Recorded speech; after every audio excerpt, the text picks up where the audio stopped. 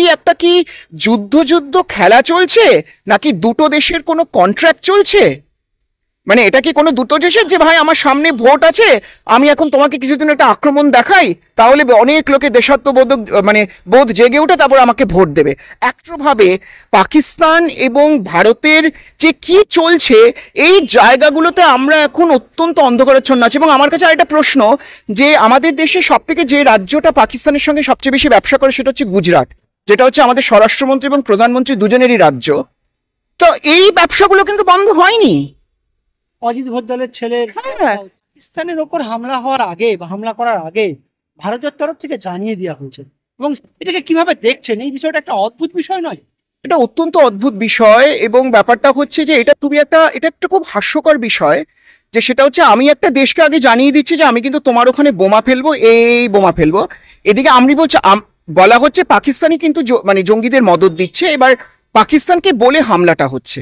আসলে এই প্রশ্নটা কিন্তু পুলওয়ামার সময়ও আমাদের ছিল, যে যখন আমরা দেখলাম যে এয়ার স্ট্রাইকটা হলো, তারপরে আমরা কিন্তু দেখলাম যে একটা কি ল্যাম্পপোস্ট ভেঙে পড়ে আছে, একটা পাখির বাসা পড়ে আছে, এবং পাকিস্তান থেকে একটা খুব কনফিউজিং ছিল। পাকিস্তান প্রথমে মেনেছিল, বললো যে এটা এয়ার স্ট্রাইক হয়নি, তারপর এটা নিয়ে চুপ ছিল।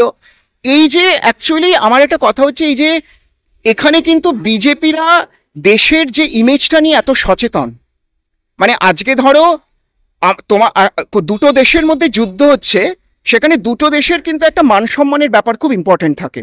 আজকে ধরো ৭১-এর মুক্তিযুদ্ধ যখন হয়েছিল, ৬২-৬৫-তে যখন যুদ্ধ হয়েছিল ভারতের সঙ্গে, এবং ভারত যুদ্ধগুলো জিতেছিল, তখন খুব স্বাভাবিকভাবে যে যে দেশ যেতে সেই দেশ কতটা পরাক্রমশালী, সেই দেশ কতটা তেজি, এরকম একটা থাকে।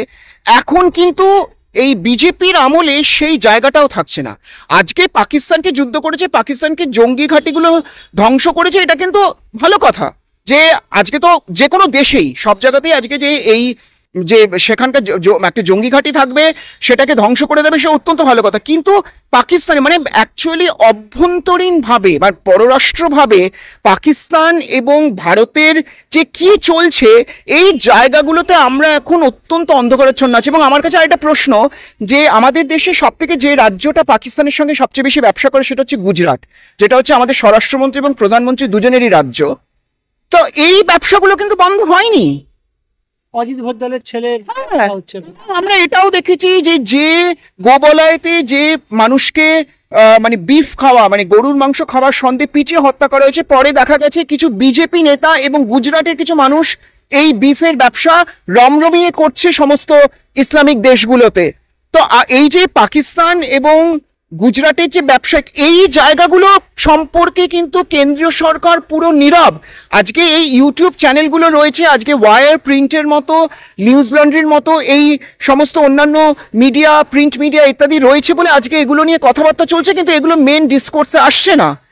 আমার মনে হয় যে মানে যেটা আমাদের যে বিদেশ সচিব যে কথাটা বলেছেন, সেটা কিন্তু অ্যাকচুয়ালি খুব খুঁটিয়ে দেখা উচিত, যে এটা কি করে সম্ভব। আমি একটা দেশকে যখন আক্রমণ করব, তাকে বলে আমি আক্রমণ করলে সেও প্রস্তুত থাকবে।